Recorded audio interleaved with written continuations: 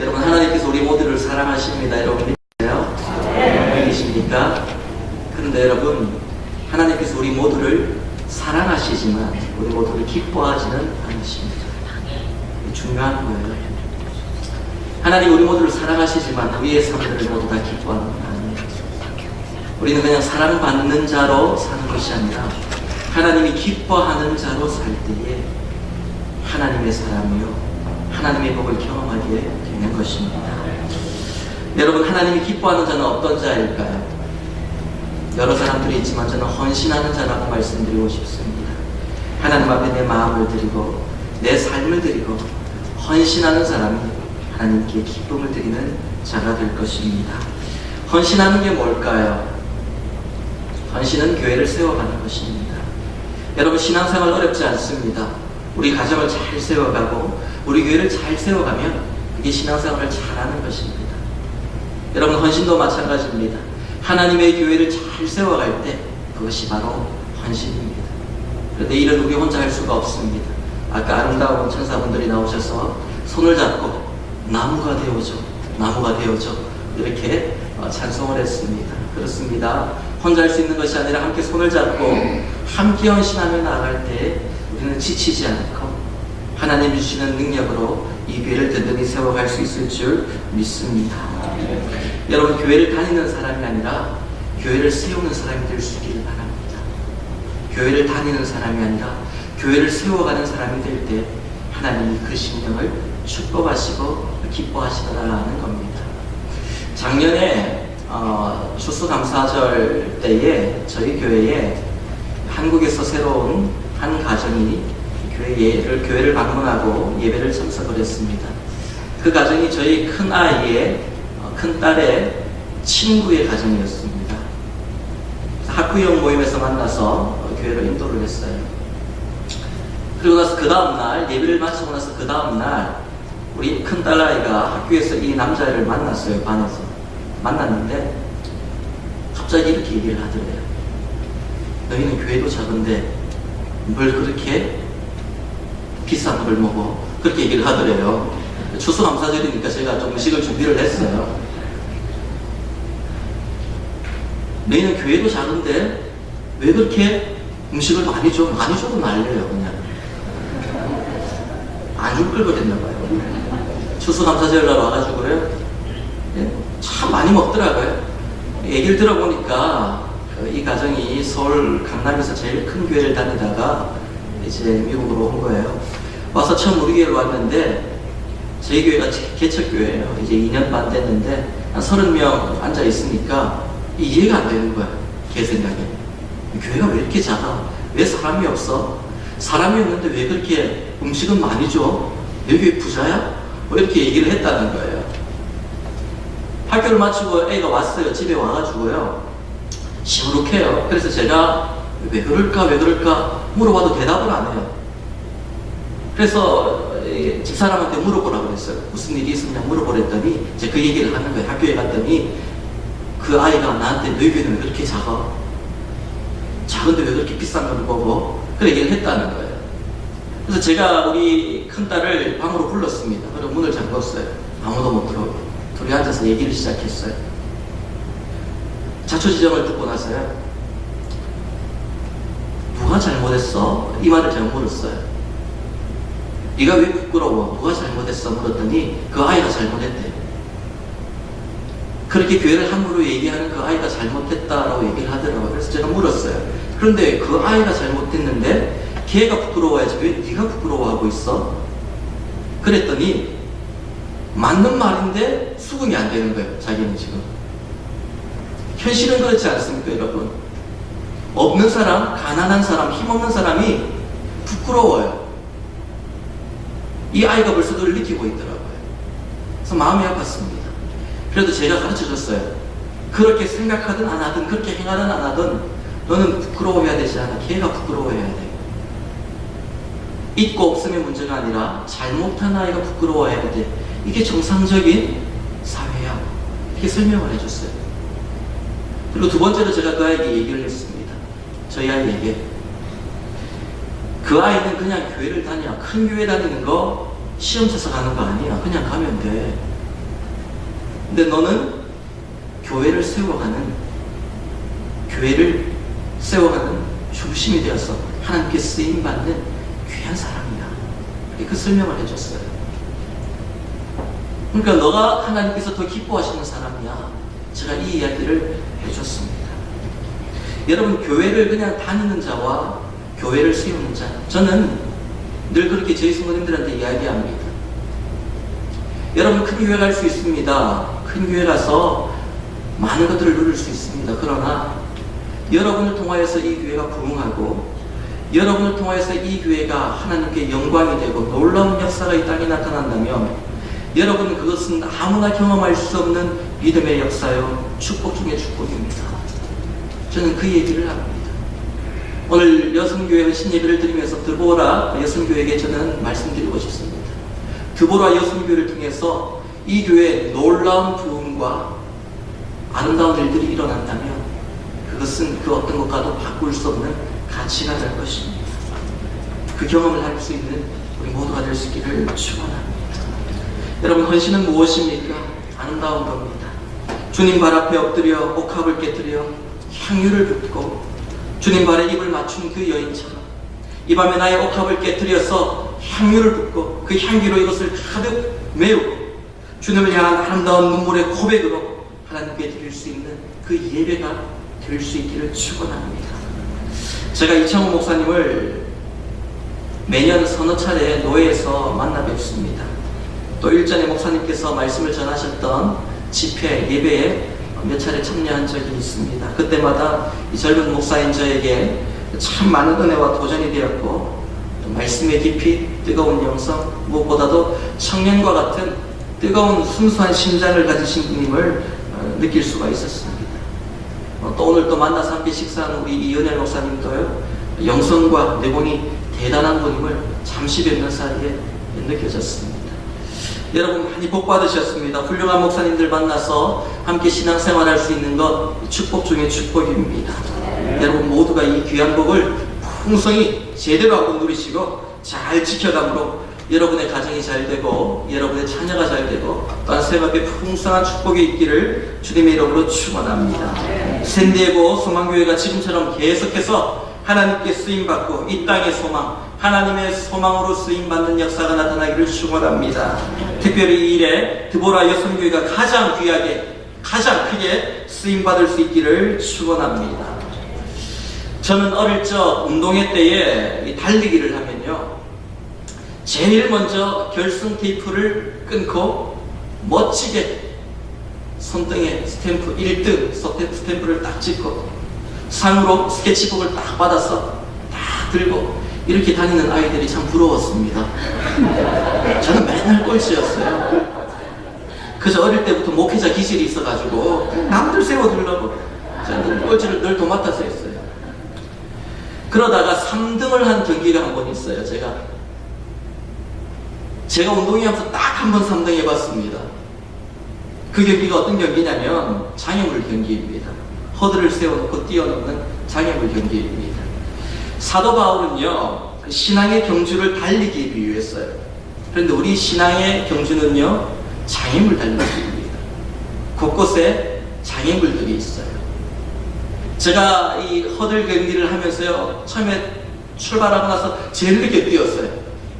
그런데 앞에 1등, 2등, 3등으로 가던 애들이 동시에 다 걸려 넘어졌어요. 그래서 그때 처음으로 3등 한번 해봤습니다. 제가. 여러분, 장애물 경기가 쉽지가 않더라고요. 이 장애물을 넘어뜨려요. 왜 그렇습니까?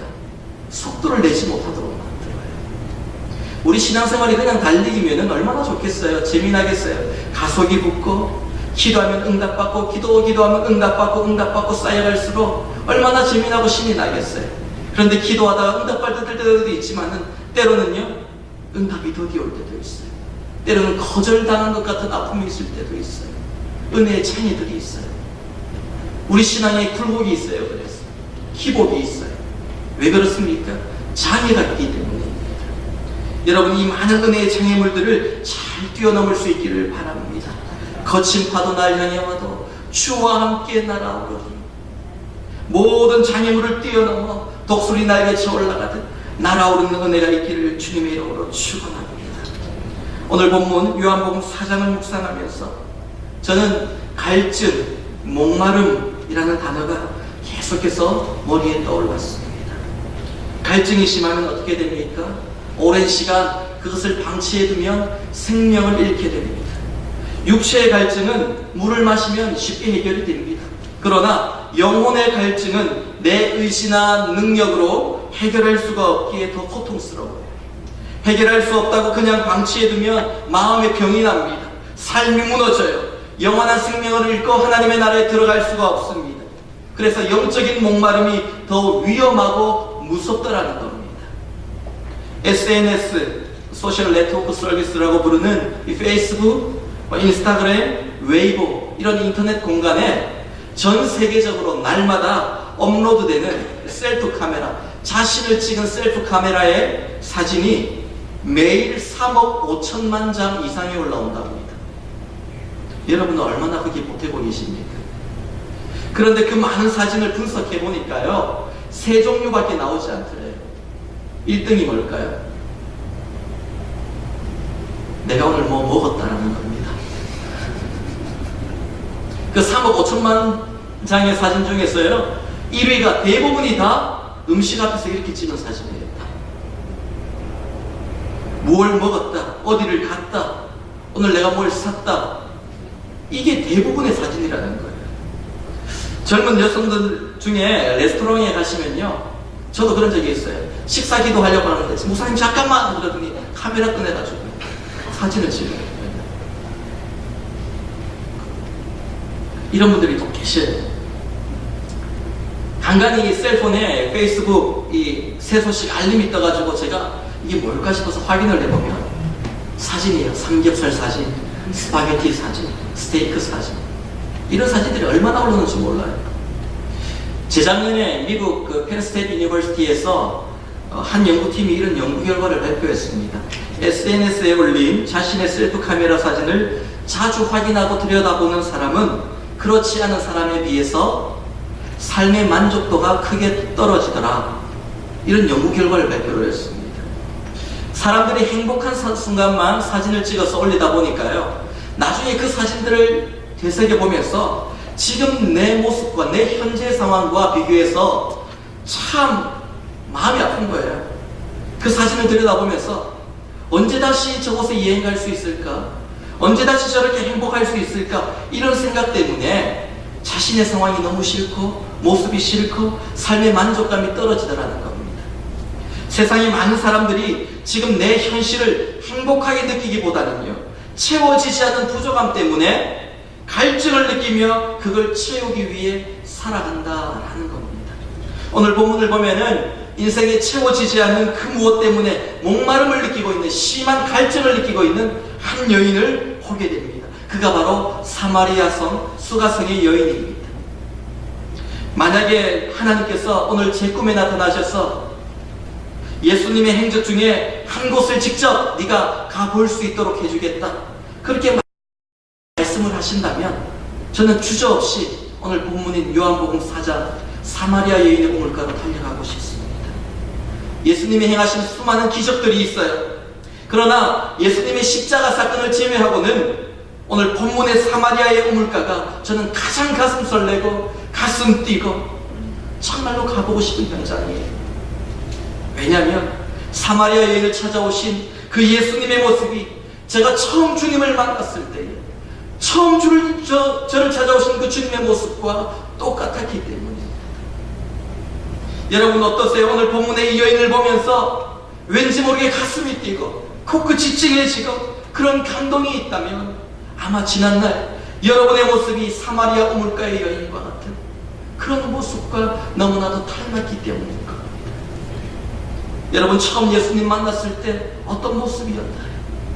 베드로가 부르심을 받을 때처럼 내가 너희로 사람 낳는 어부가 되게 하리라, 비전한 사명을 붙들고 내가 주님을 따라가겠습니다, 결단하겠습니다, 이렇게 따라 나서셨나요? 아니면 인생에 채워지지 않는 목마름, 영혼의 갈급함과 목마름을 가지고 고통스러워하고 외로워하고 밤잠을 설칠 때에 그때 주님 나를 찾아오시고 나를 만나주시고 위로하시고 내 인생의 목마름에 대한 답을 주시면서 주님을 따르도록 하셨습니다. 적어도 저는요, 저의 모습은 이 사마리아 여인의 모습과 너무나도 닮았었습니다. 나보다 나를 더 사랑하시고 아무도 봐주지 않던, 주목하지 않던 나를 바라봐 주시고 주목해 주시고 마음 아파하시며 찾아오셨던 주, 그 주님의 마음을 깨달아야 우리는 주님께 온전한 헌신을 드릴 수 있는 겁니다. 여러분, 헌신은요, 누군가에게 배워서 흉내내는 것이 아닙니다. 배워서 하는 게 헌신이 아니에요. 마음으로 드리는 게 헌신이에요. 진정한 헌신은 내가 주님의 마음을 알았을 때에 그 마음과 내 마음이 하나가 되었을 때 나도 모르게 그렇게 고백할 수 없는 나의 반응으로 드려지는 것이 헌신입니다. 주님을 향한 내 마음의 고백이고 내 삶의 결단이고 내 삶을 전부라고 드릴 수 있는, 그래도 아깝지 않은 마음, 이게 바로 헌신입니다. 오늘 여러분, 우리는 이 헌신을 주님께 드리기 위해 모여 있습니다. 예수님께서 요단강에서 세례를 받으시고 성령에 이끌려 광야에서 시험을 당하십니다. 그리고 제자들과 함께 복음을 전하기 위해 갈릴리로 올라가십니다. 갈릴리로 올라가는 방법은 여러 가지가 있었지만 가장 빠른 길은 사마리아 성을 지나가는 것입니다. 그런데 유대인들은 사마리아 성을 지나가지 않았습니다. 둘러싸갔어요. 왜 그렇습니까? 사마리아인들은 이방인들과 피가 섞인 혼혈, 부정한 족속이라고 여겼기 때문입니다. 예수님은 유대인이에요. 그래서 제자들은 당연히 예수님께서 사마리아 땅을 피해갈 줄 알았어요. 그런데 예수님이 제자들의 예상을 깨고 갑자기 이렇게 말씀합니다. 오늘 본문 4절 말씀입니다. 사마리아를 통과하여야 하겠는지라. 내가 반드시 사마리아를 지나가야만 되겠다. 아주 강한 의지로 말씀하셨어요. 왜 그러셨을까요? 이 사마리아 여인을 만나기 위해서였습니다. 여러분, 예수님의 사역을 보면 그냥 우연히 어느 동네에 갔다가 우연히 누구를 만나고 그 사람을 고쳐주었다, 이런 일이 단 한 번도 없습니다. 모든 일이 예수님의 계획 안에 있는 거예요. 그 계획 안에서 주님의 발걸음이 옮겨지는 겁니다. 예수님은 우리에게도 분명한 목적을 가지고 찾아오세요. 그리고 나를 먼저 찾아오신 분이에요. 오늘 여러분, 예수님을 만나게 된 것도, 이 자리에 나와 예배드리는 것도, 헌신을 결단하는 것도 우연이 아닙니다. 예수 믿는 사람들이 써서는 안 되는 말이 있습니다. 우연이라는 말입니다. 운이 좋았어. 좀 더 세상 말로 하면 재수가 좋았어. 운이 좋았어. 우연이 아니에요. 모든 것이 하나님의 은혜입니다. 하나님의 계획이에요. 어느 하나도 우연이 없었고 하나도 운이 없었어요. 내가 지금까지 살아오고 이 먼 미국 땅에 와서 정착하고 뿌리 내리고 우리의 자녀들을 지금까지 키워올 수 있었던 것 우연이 아니에요. 운이 좋아서 그런 거 아니에요. 사람 잘 만나서 그런 거 아니에요. 하나님의 은혜이고 하나님의 계획 안에 있던 것들입니다. 여러분, 하나님의 백성에게 우연은 없어요. 필연합니다. 예수님이 사마리아 땅을 통과하시는 것도 우연이 아니라, 예수님이 오늘 사마리아 수가성의 우물가에 앉아 계신 것도 우연이 아니에요. 목적을 가지고 그 여인을 만나기 위해 오셨어요. 오늘 본문을 보면 예수님께서 찾아오심으로 이 사마리아 여인에게 놀라운 두 가지 변화가 일어납니다. 첫 번째 변화는 그 여인이 깊은 위로와 회복을 경험하고 영원히 목마르지 않게 되었다는 것. 위로를 받았다는 거예요. 여러분, 예수님을 만나는 사람은 누구나 위로와 회복을 경험하게 됩니다. 오늘 본문을 보면 예수님께서 뜨거운 태양 아래 그 먼 길을 걸어서 우물가에 앉아 계십니다. 그때 사마리아 여인이 물을 기르러 나왔다가 주님을 만나게 돼요. 오늘로 치면 낮 12시입니다. 가장 더울 때예요. 햇빛이 가장 뜨거운 시간입니다. 왜 이 시간에 이 여인이 나왔을까요? 사람이 두려워서예요. 사람 만나는 게 두려웠어요. 이 여인은 어떤 여인입니까? 이전에 결혼을 5번이나 했습니다. 모두 실패로 끝났습니다. 아픈 상처, 과거가 있는 여인입니다. 그리고 지금은 한 남자와 동거 중이에요. 동네 사람들은 그 여인을 보면서 부정하다라고 손가락질하고 조롱했습니다. 많아야 그저 몇십 가정밖에 안 되는 작은 동네입니다. 이 여인이 받았을 수모와 고통은요, 말로 다 표현할 수가 없어요. 누구 하나 찾아오는 사람도 없어요. 찾아갈 사람도 없어요. 같은 동네 살고 있어도 아무도 이 여인에게 말을 걸어주지 않아요. 아무도 사람 취급을 안 해요. 사람을 만나는 것이 너무너무 두려웠어요. 너무너무 아팠어요. 사람을 볼 때마다 상처가 떠올랐어요.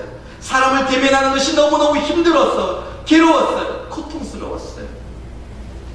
그래서 사람들이 없는 그 한더위에 오전 12시에 물을 기르러 나왔습니다. 여러분, 혹시 사람들 속에 있으면서 이런 외로움을 느껴본 적이 있습니까? 내 주위에 사람들은 많은 것 같아요. 그런데 정작 나 혼자 있는 것 같은 외로움이에요. 사람들과 함께 있지만 혼자 있는 것 같은 외로움. 주위 사람들과 함께 있지만 나는 그들에게 속할 수 없을 것 같아. 이런 마음이 느껴진다면 얼마나 고통스럽겠습니까?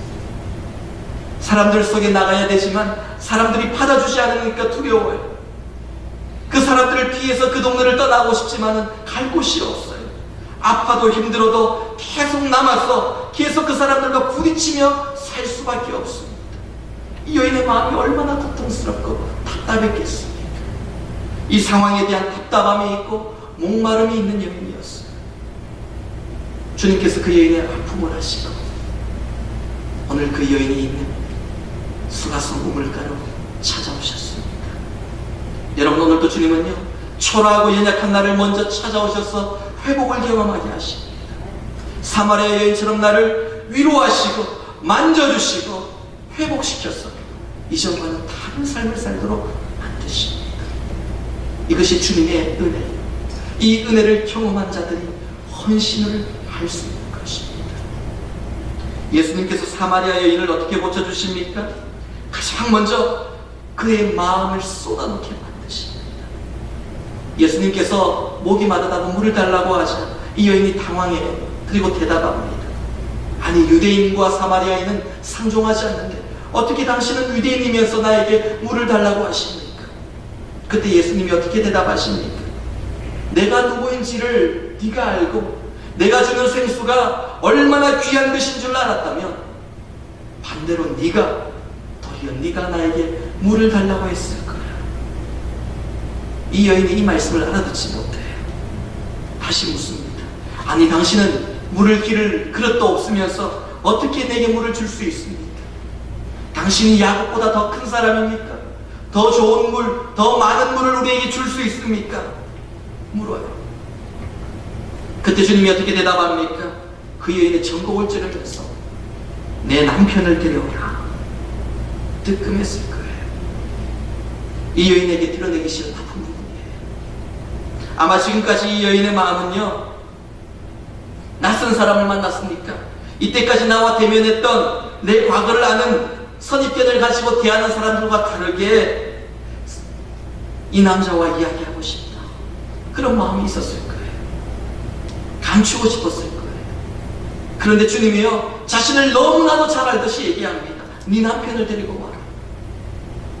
이 여인이 깜짝 놀라서 얘기해요. 나는 남편이 없습니다. 한 번 더 자신의 연약함을 감추려고 합니다. 그때 주님이 말씀하세요. 그래, 맞아. 지금 네가 살고 있는 6번째 남자도 네 남편이 아니야. 더 이상 숨길 수가 없도록 만드셨어요. 다 드러내도록 만드셨어요. 여러분, 예수님께서 나를 만나주시고 위로하실 때 내 문제와 상황을 진실하게 드러내고 나가지 않으면 주님의 위로를 경험할 수가 없습니다. 그렇게 다 드러내고 비운 자리에 주님께서 영원히 목마르지 않는 생명수로 채워주시겠다 말씀하셨어요. 오늘 본문 13절과 14절 말씀 우리 한번 읽어볼까요? 본문 13절과 14절 말씀입니다.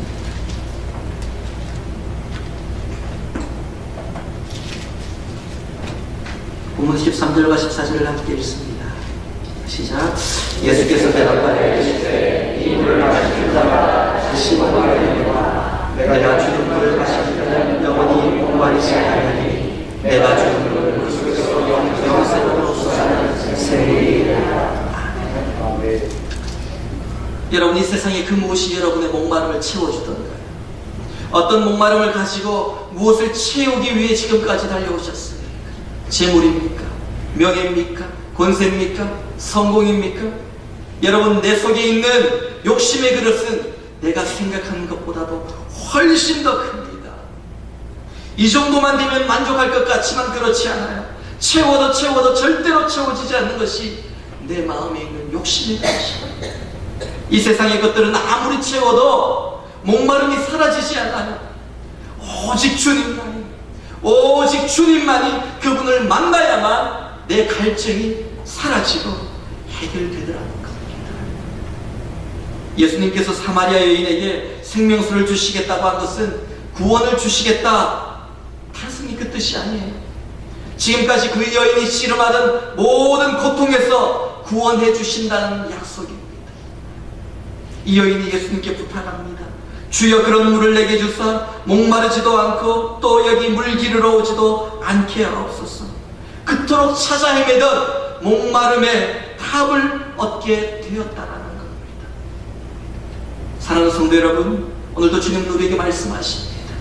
너희의 목마름을 해결할 물은 나밖에 없다. 영원한 생명수 예수 그리스도밖에 없다. 이 말씀을 하십니다. 그 주님으로 인해서 은혜의 강가에서 영원히 목마르지 않는 우리 모두가 될 수 있기를 축원합니다.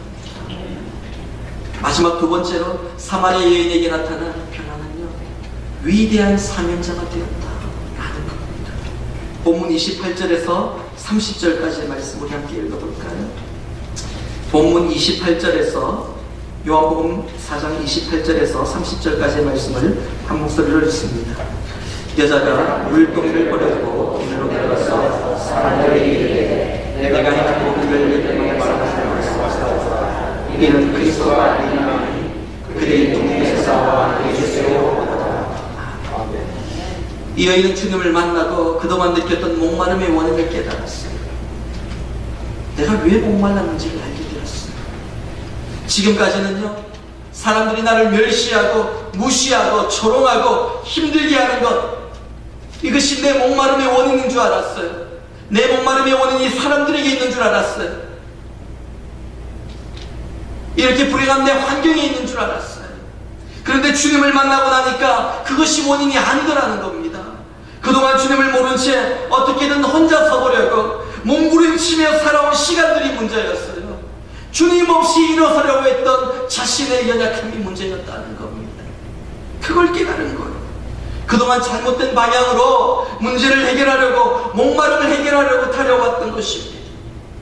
그런데 주님을 만나고 나서 이 목마름이 다 해결되고 나니까 그 이유를 알겠다는 겁니다. 그리고 물동이를 던져두고 동네를 향해 크게 소리지며 달려갑니다. 내가 그리스도를 만난노라.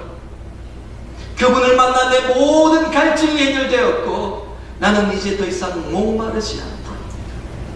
사람들에게 소리치며 달려갔습니다. 이 여인의 인생에 있어서 우선순위가 바뀌어버린 거예요. 왜 그렇습니까? 진짜를 만났기 때문입니다.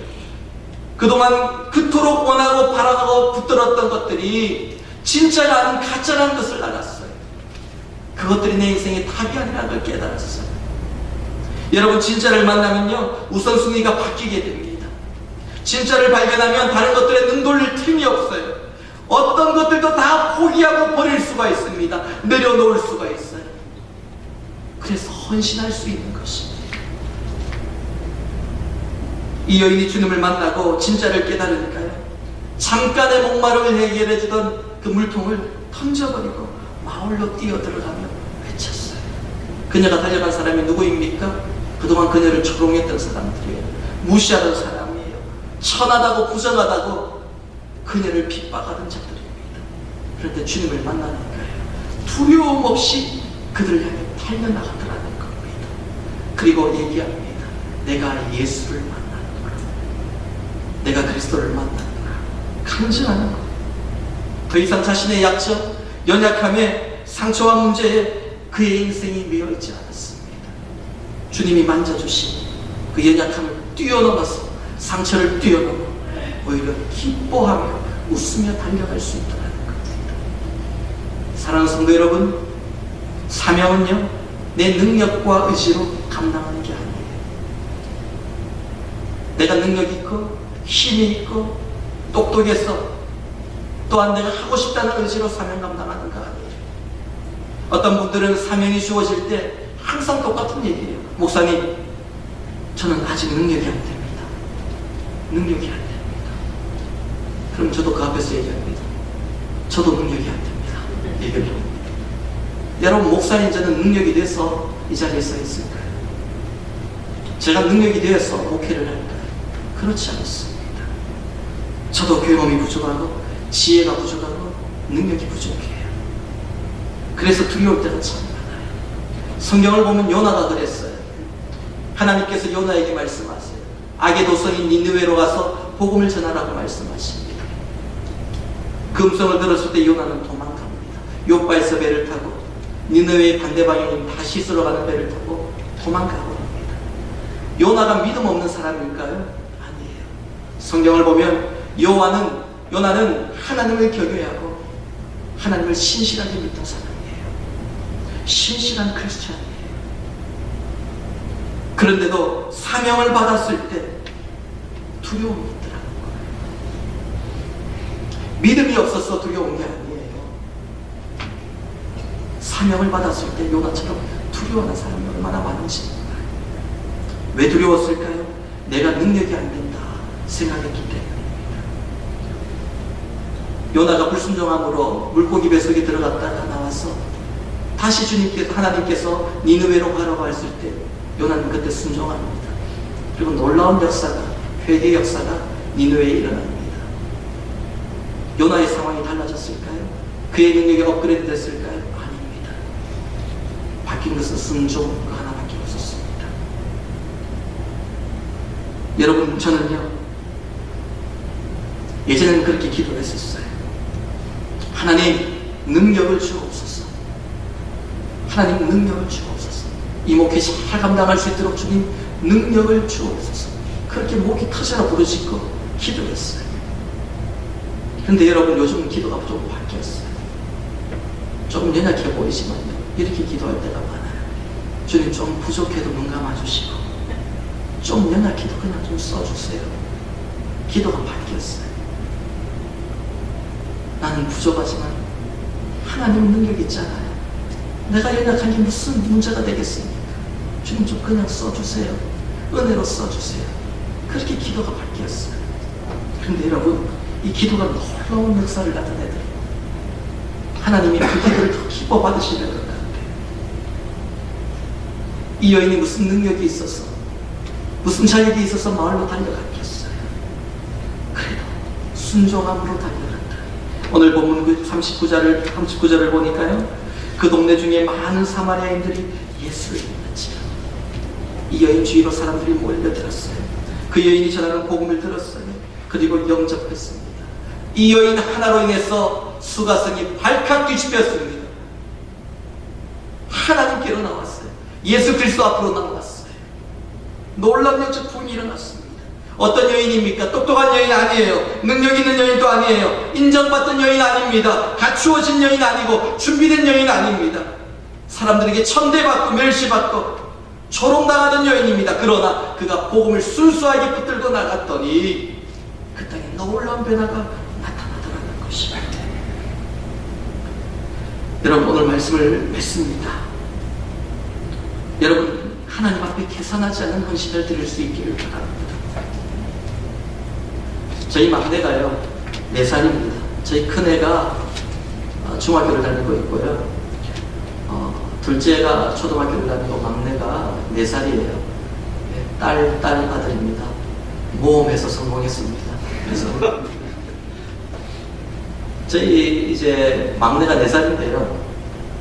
외할머니가 얼마 전에 오셔가지고 장난감을 사주셨어요. 팽이를. 어떤 거냐면 팽이가 2개 들어있는데 둘이서 경쟁을 해서 누가 오래 돌리나 게임을 하는 장난감이에요. 이걸 사줬는데 이 아이가 놀다가 이제 할머니가 장난 삼아서, 저희 아이 이름이 종이며 성종입니다. 그래서 종아 팽이 하나 할머니 주면 안 될까? 이렇게 물어봤어요. 그랬더니 굉장히 심각하게 있다가 하는 얘기가, 하나 주면 이거는 게임을 못 하잖아요. 이렇게 얘기를 하는 거예요. 그래도 할머니가 사줬잖아. 할머니 하나 주면 안 될까?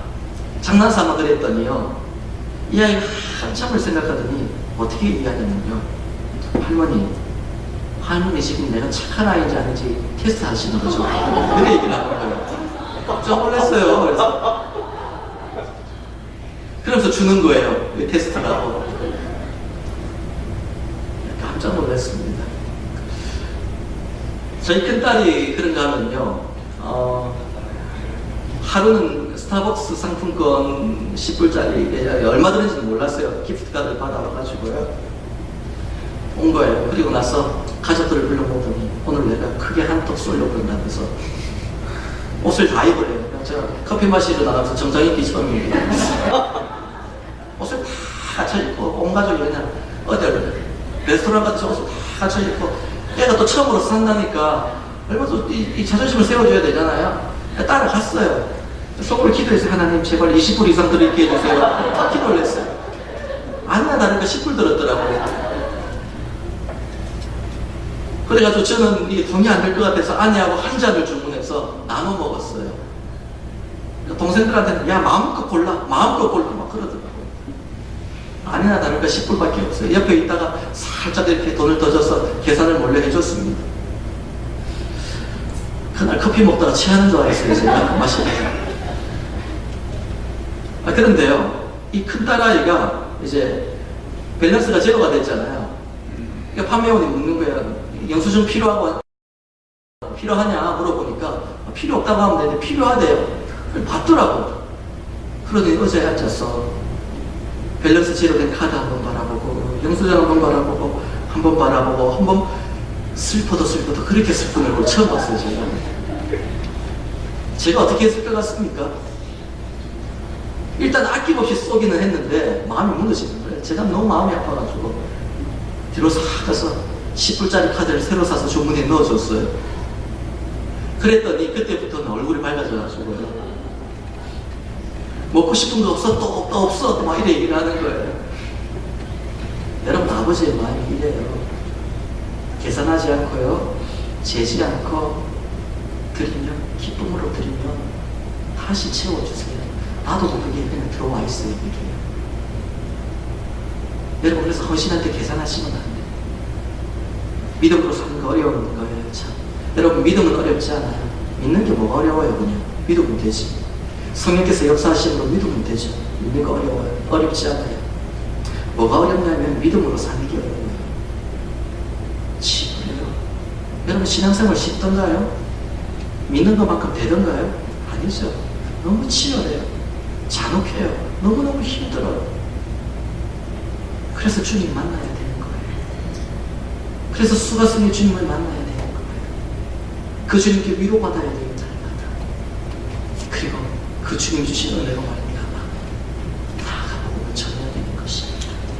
우리 모두가 이 주님을 만나서 영원히 목마르지 않고 영원히 생명수사 되시는 주님을 증거하며 하나님의 교회 듣는 세워가는 우리 모두가 될 수 있기를 축원합니다. 기도하도록 하겠습니다.